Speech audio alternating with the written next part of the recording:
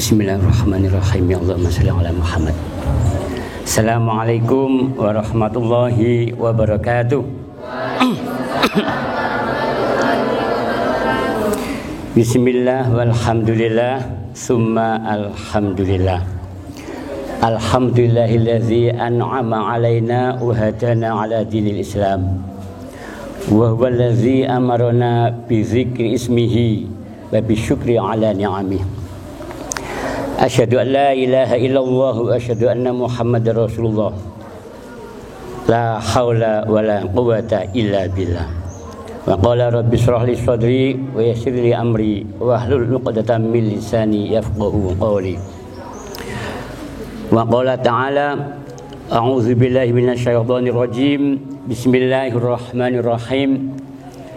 Ya ayyuhallazina amanu uzkurullaha dzikran katsira wasabbihuhu bukratan wa asila.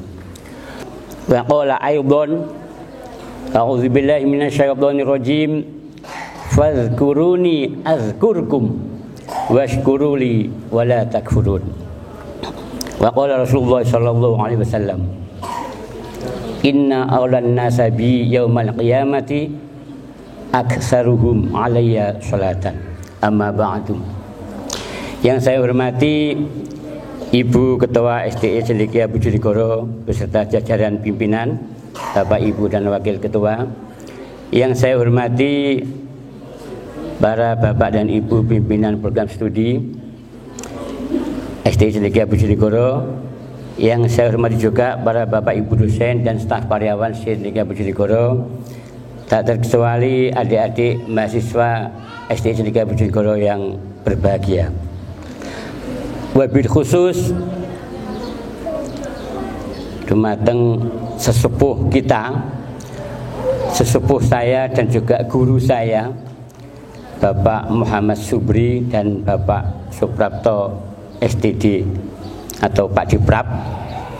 Semoga beliau berdua dan kita semua diberikan panjang umur yang barokah, sehat walafiat yang barokah, dan juga diberikan hati, pikiran dan lisan yang senantiasa berzikir kepada Allah Subhanahu wa taala. Bapak Ibu sekalian, para hadirin yang saya hormati, pada kesempatan kali ini marilah kita bersama-sama menjadikan puji syukur kepada Allah Subhanahu wa taala atas semua nikmat yang telah Allah berikan kepada kita, sehingga kita semua bisa hadir dalam majelis yang berbahagia ini, yaitu majelis ta'lim Jumat manis. Kebetulan hari ini Jumat manis ya, atau Jumat legi bahasa Jawa ini. Legi itu kan manis gitu ya, jadi Jumat manis. Alhamdulillah kita semua diberikan nikmat oleh Allah Subhanahu wa taala begitu besar. Akan tetapi para hadirin, ada satu nikmat yang sering terlupakan, sehingga juga sering terlupakan untuk kita syukuri. Pada nikmat ini adalah yang awal dan yang inti dari kita bisa bersyukur kepada Allah Subhanahu wa taala, yaitu nikmat eling, nikmat ingat. Karena seperti pada ayat yang telah saya sebutkan tadi, fazkuruni azkurkum washkuruli wala takfurun. Kita diberitakan untuk berzikir dulu kepada Allah, ingat dulu baru syukur. Fazkuruni azkurkum washkuruli. Karena mana mungkin kita bisa bersyukur kalau kita lupa kepada Allah. Ketika orang itu bersyukur, pasti orang itu ingat kepada Allah. Ketika dia nggak syukur, lupa dia kepada Allah. Karena itu salah satu nikmat yang sering kita lupakan dan jarang kita syukuri adalah nikmat eling. Kita diberi nikmat ingat kepada Allah, itu sudah sebesar-besar nikmat berarti. Maka karena itu marilah kita bersyukur kepada Allah Subhanahu wa taala. Pada kesempatan kali ini kita diberikan nikmat bisa berzikir kepada Allah Subhanahu wa taala. Yang kedua kalinya, marilah saya juga mengajak kepada diri saya sendiri dan kepada para hadirin semuanya untuk menambah-nambah membaca sholawat kepada Nabi Muhammad sallallahu alaihi wasallam. Karena seperti pada hadis yang saya sampaikan tadi, inna awlan nasabi yaumal qiyamati aktsaruhum alayya sholatan. Sesungguhnya nanti di hari kiamat, orang yang paling dekat dengan saya, kata Rasul, adalah yang paling banyak bersolawat kepada saya, Rasulullah Muhammad SAW. Kalau kita semua ingin dekat dengan Rasulullah, di mana tuh Rasulullah nanti dari kiamat itu? Pasti Rasulullah itu di surga. Maka kalau kita ingin masuk surga, sudahlah, pakai jalan pintas saja, mudah, murah, sholawat yang banyak. Allahumma sholli wa sallim wa barik ala sayyidina Muhammad. Yang ketiga kalinya tak lupa saya bersyukur kepada Allah Subhanahu wa taala dan mengucapkan terima kasih kepada berbagai pihak, khususnya kepada Pak Ciprap dan juga Zikia yang telah mengajak saya untuk ikut ngaji bareng di sini ya. Sebenarnya saya juga mau cerita ini. Saya juga sebenarnya Ibu Nina itu, saya nggak pede untuk ngisi di sini ini, karena saya merasa ilmu saya kurang. Saya pertama kali menolak ketika diajak Pak Ciprap itu. Terus saya tanya, kapan lagi mau coba? Kemudian saya alhamdulillah diberi ingat oleh Allah Subhanahu wa taala dengan qaul atau hadis, balighu anni walau ayat. Sampaikan dariku itu walau cuma satu ayat. Masuk rek, ya ono ya ini gak apa ayat. Ya, yang apa itu sampaikan saja sudah. Makanya saya ambil simpel aja kata apa itu. Karena mulanya saya bisa ke sini karena ingat, ya saya ambil materi topik mengenai ingat, yaitu zikir. Sekali lagi terima kasih kepada Pak Ciprap dan juga seluruh jajaran Setrika Bojonegoro pada siang ini. Hadirin yang berbahagia, seperti hanya budaya kampus, budaya akademik, kalau kita membahas suatu permasalahan biasanya diawali dengan question research atau apa ya itu ya, suatu pertanyaan penelitian, atau kalau sini adalah pertanyaan kajian atau masalah tentang alim. Nah, masalah zikir ini ada beberapa pertanyaan yang akan kita jawab pada kesempatan kali ini. Yang pertama adalah apa sih zikir itu? Ya. Yang kedua, mengapa kita harus berzikir? Apa ada perintah zikir? Kemudian yang ketiga, apa keutamaan atau manfaat zikir itu? Kapan kita harus berzikir? Apa zikir yang paling baik dan sebagainya. Kalau masih kurang nanti silakan bertanya. Insya Allah kalau saya bisa akan saya jawab. Kalau saya belum bisa, ini saya pede ada Pak Ciprap di sini ini. Tadi itu nanti akan beliau jawab atau nanti akan kita cari bersama-sama. Kita tanya kepada para asatidz yang berkompeten di bidang zikir. Jadi begitu ya, para hadirin, kita bermula dari pertanyaan. Yang pertama adalah apa sih zikir itu? Kita sering kali dengar kata zikir. Zikir itu bahasa Arab. Awalnya atau akalnya ada zakaro, yazkuru zikron, wa mazkarun fahuwa zakirun wa zaka mazkurun. Itu kalau sharif istilah. Jadi zikir lugatan atau secara arti bahasa itu adalah mengingat atau menyebut. Jadi ketika kita ingat akan sesuatu, berarti kita menzikirkan sesuatu itu. Ketika kita menyebutkan sesuatu, kita berarti zikir dari sesuatu itu. Misalkan, ini kalian semua di sini ini adik-adik ini pada ikut kajian taklim, tapi yang diingat itu cuciannya di rumah. Oh iya, cucianku mobil mendung. Berarti saat itu Anda ingat ada zikir kepada cucian. Ya, wah ini sudah lagi UAS, ini materinya untuk UAS. Anda ingat UAS, ujian. Berarti yang Anda zikirkan, yang Anda ingat, Anda sebut itu adalah UAS. Begitu arti bahasa az-zikru lughatan, bermakna ingat atau menyebut. Tetapi ternyata para hadirin, zikir itu sudah menjadi istilah, sehingga akan sangat lucu dan kayaknya luar adat itu ya, guru adat. Kalau kita mengatakan zikir kok zikir cucian, zikir UAS. Enggak ada zikrul ujian atau zikrul imtihan, bahasa Arabnya ujian itu. Zikrul imtihan, zikrul UAS itu ya, enggak ada. Yang seringkali kita dengar ada zikrullah. Kenapa? Karena az-zikru istilahan, zikir istilah itu adalah ketika kita mengingat Allah di pikiran kita, menyebutnya di hati kita, dan mengucapkannya di lisan kita, itulah zikir istilahan.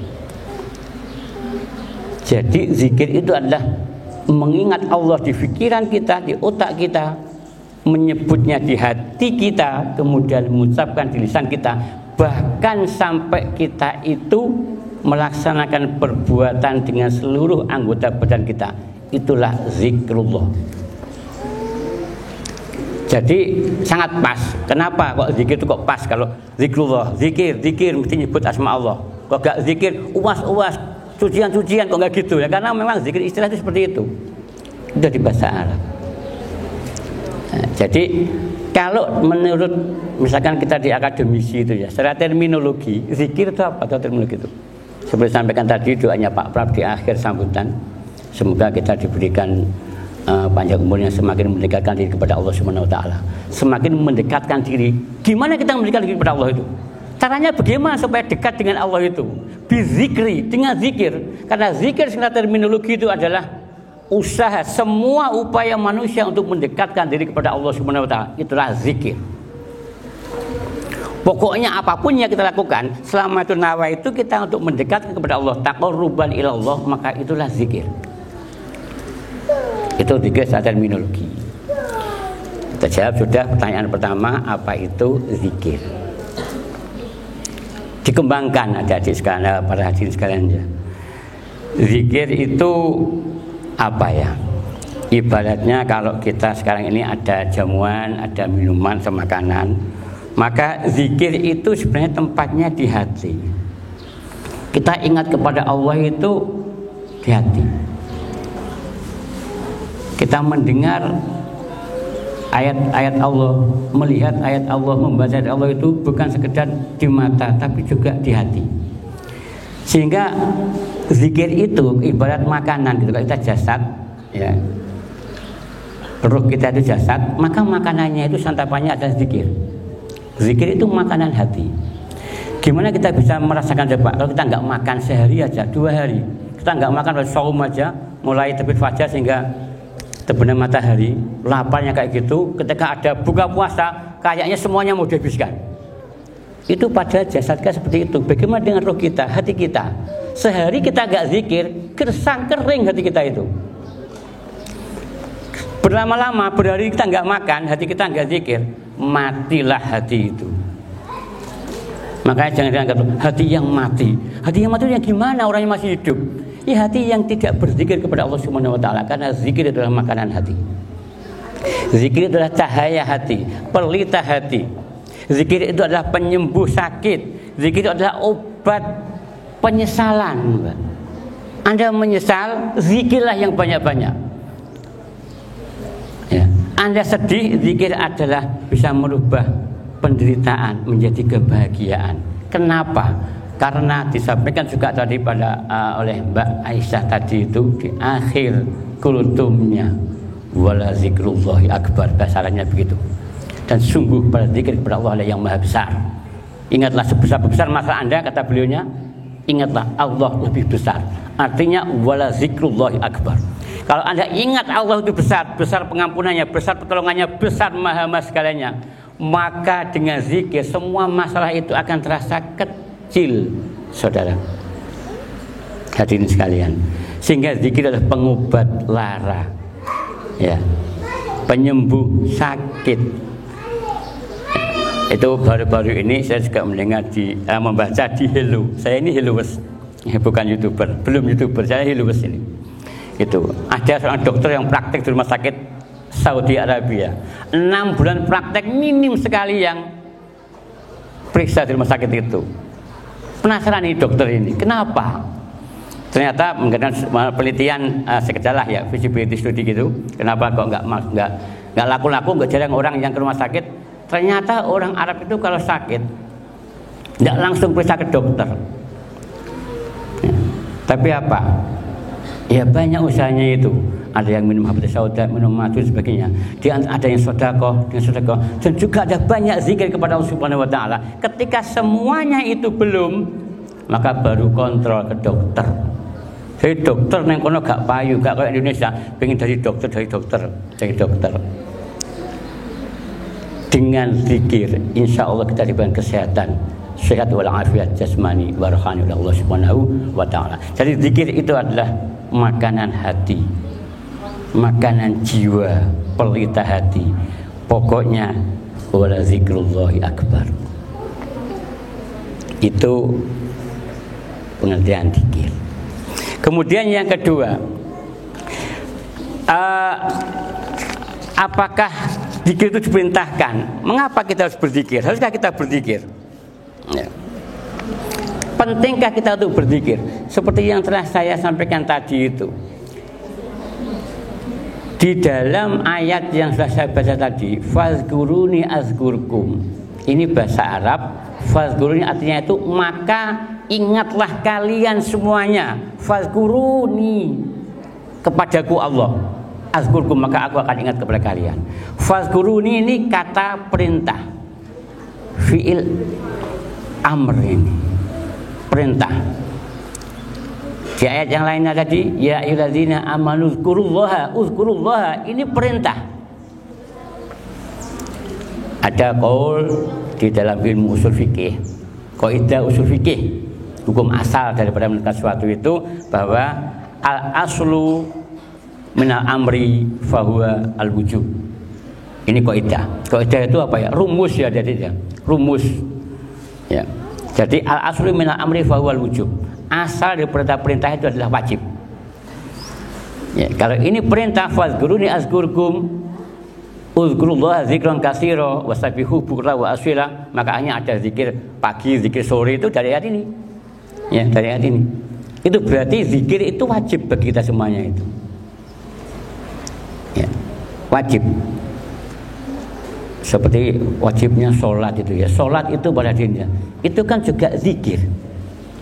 Allah berfirman di surat apa itu ya, Toha, ayatnya saya lupa, ini mohon maaf nih, tadi sampaikan ke beliaunya ini, bapak-bapak senior ini, saya itu kalau menyebutkan surat dan ayatnya itu kadang lupa, tapi alhamdulillah ayatnya ingat saya itu kelemahan saya di situ. Jadi Allah berfirman, a'udzubillahi minasyaitonirrajim, innani anallah la ilaha illa ana fa'budni wa aqimis sholata li zikri. Innani, sesungguhnya saya Allah, bukan saya Saifuddin. Innani, sesungguhnya saya Allah. Anallah, saya itu Allah.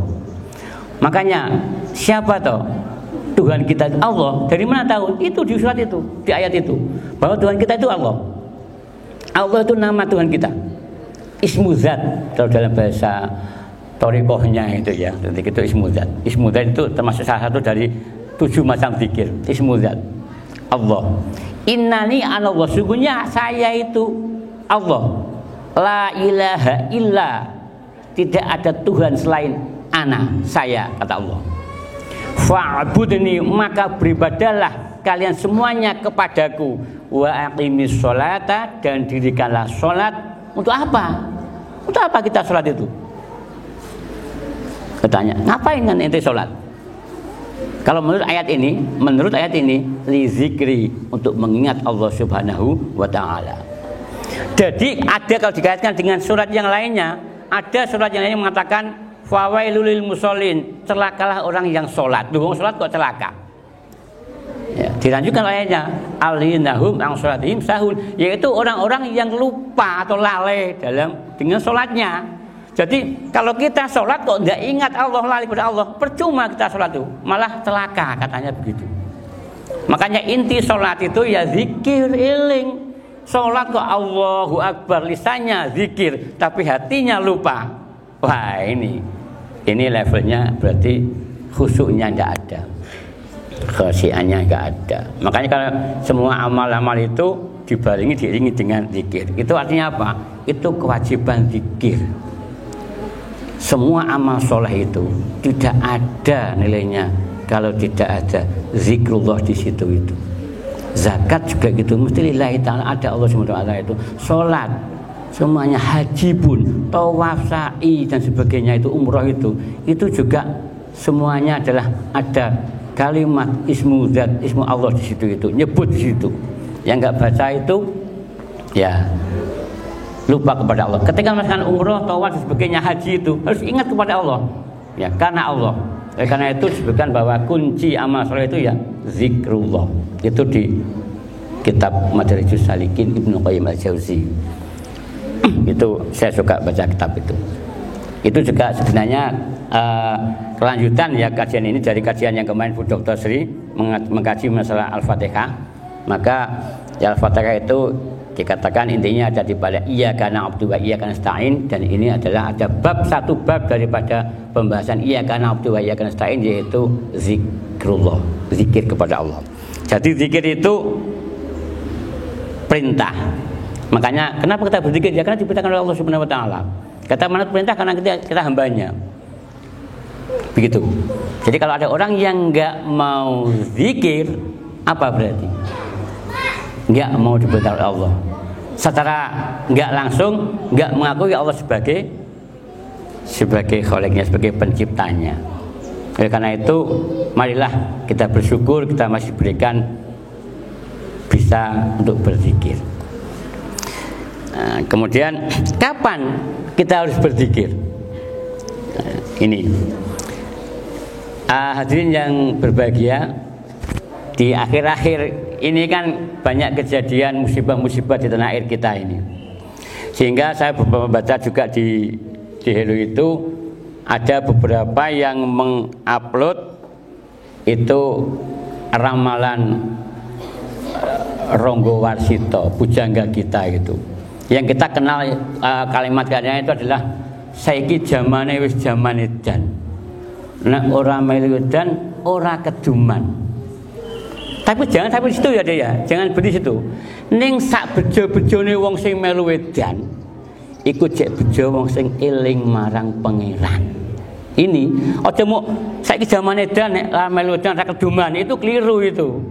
Itu masih belum titik, apa-apa itu diselesaikan itu baru koma. Ning sak bejo-bejone wong sing melu edan iku cek bejo wong sing eling marang pangeran. Apa eling itu? Ingat, apa ingat itu? Zikrullah.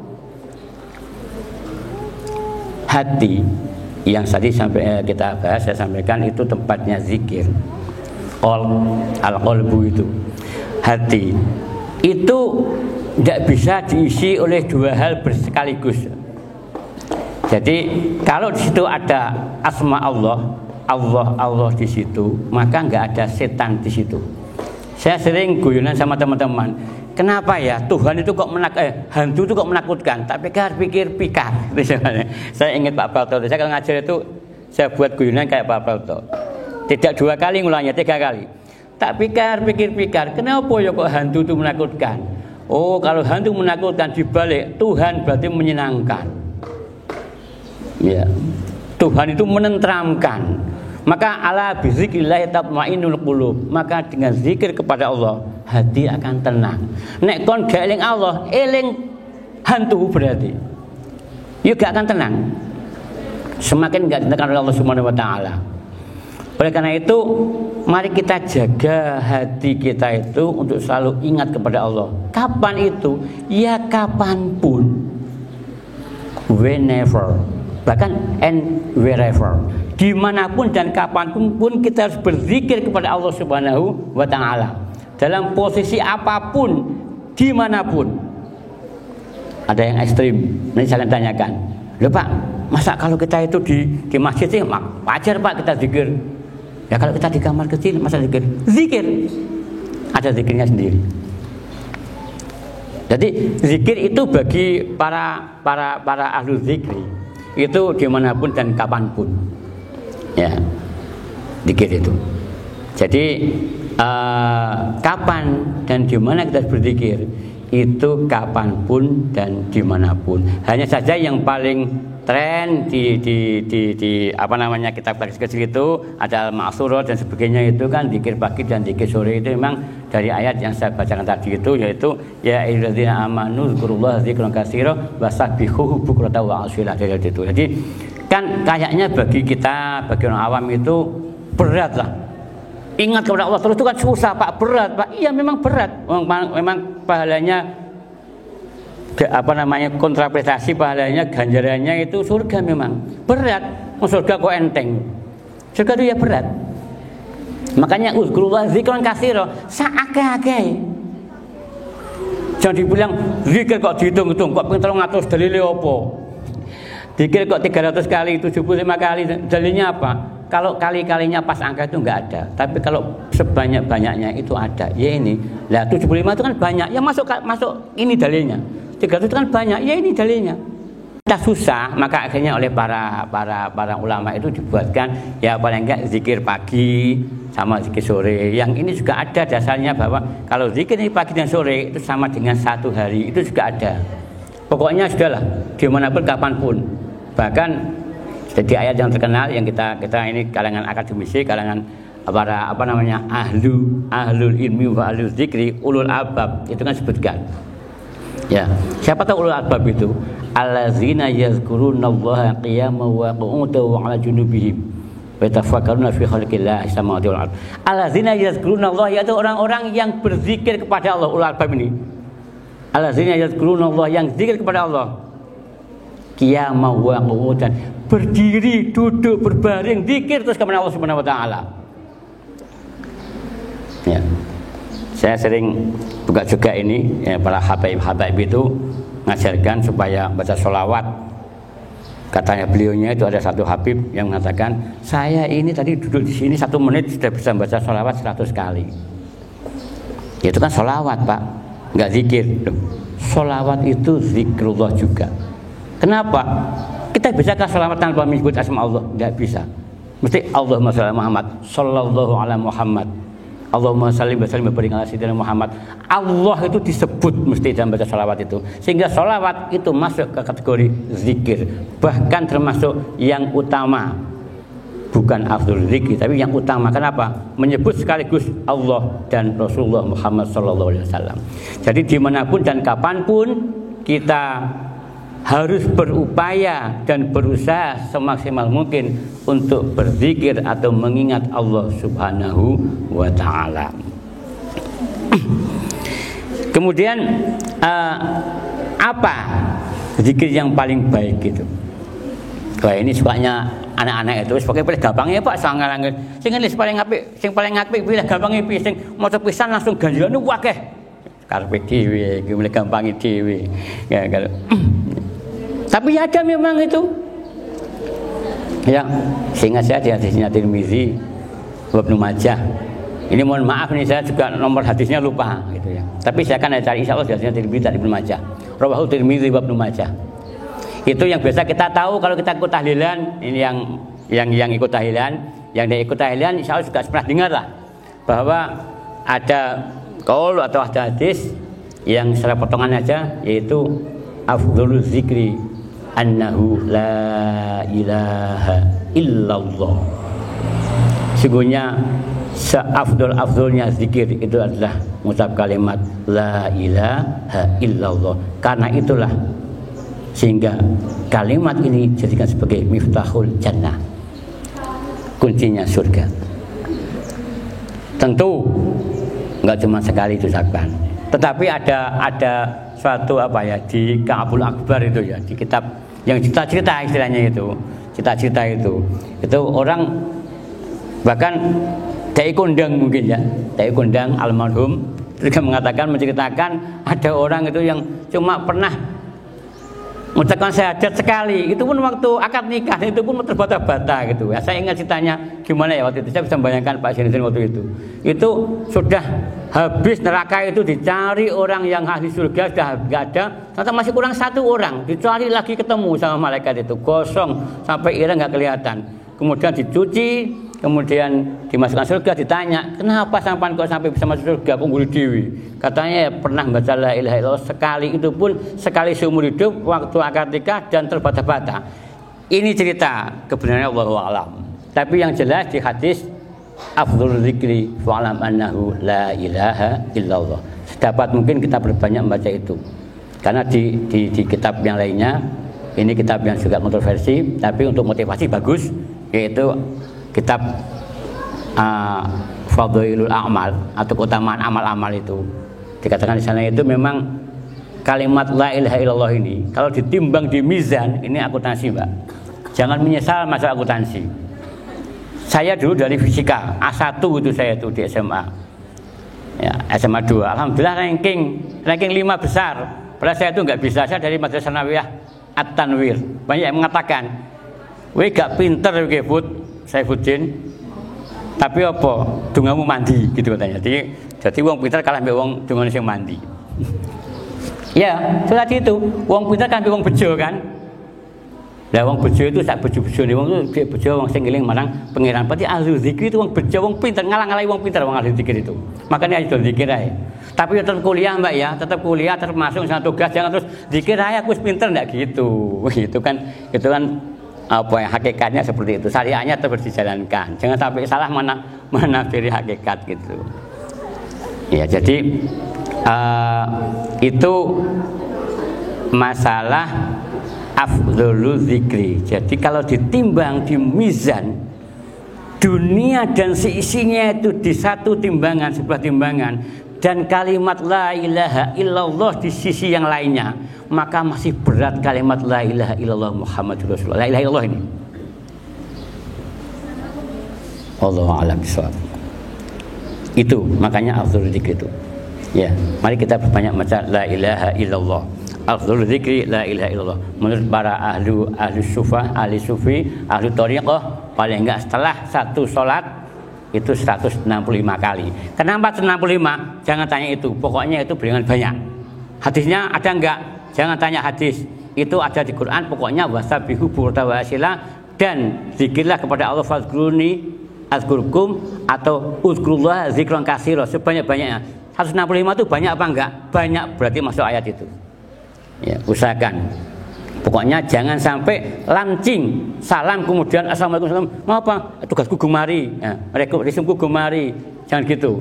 Tetap sempatkan baca la ilaha illallah itu. Ya, berapa kali lah gitu ya. Sekali aja lebih berat daripada dunia. Lah sing mbok goleki apa? Pengen gaji 1 miliar, 2 miliar, iku cek isine donya. Pengen mobil mewah, pengen itu cek isine donya. Lah ini dengan dunia itu masih berat la ilaha illallah.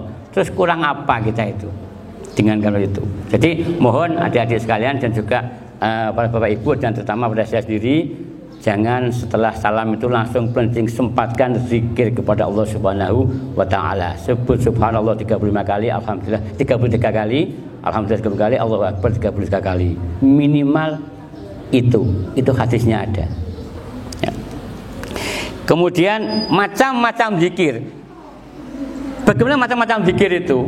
Nah, ini mungkin yang terakhir, jadi nanti lebih banyak tanya jawab saja. Ya. Macam zikir itu banyak, adik sekalian. Yang pertama itu ada zikir pendek. Zikir pendek ini yang kesukaan kita ini kan pokoknya cepat, simpel. Ya. Apa itu? Baca tasbih, subhanallah, subhanallah, subhanallah, alhamdulillah, alhamdulillah, Allahu akbar, Allahu akbar. Itu zikir pendek. Ya. Satu itu. Jadi macam zikir itu adalah zikir pendek. Kemudian yang kedua ada zikir yang 2 kalimat. Di mana 2 kalimat ini dalam hadis disebutkan khafifatani fil lisan wa saqilatani fil mizan. Yaitu zikir yang ringan diucapkan di lisan tapi berat di timbangan, di mizan. Ya, sekali lagi ini Mbak Aisyah itu dan adik-adik sekalian, jangan menyesal milih akuntansi. Akuntansi itu kalau kita kaji gini, kita askan pada agama, ya pada amalan kita zikro ini, itu ada akuntansi dosa dan pahala. Ada. Saya pokoknya kalau dapat mata kuliah, alhamdulillah, itu saya cari terakhir, tetap kaitannya dengan Islam. Saya dapat manajemen strategi, saya cari manajemen strategi syariah.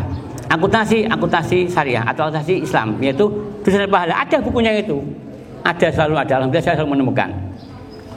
Ya, nah ini ada kalimat yang 2 kalimat ini mudah ringan diucapkan tapi berat di timbangan.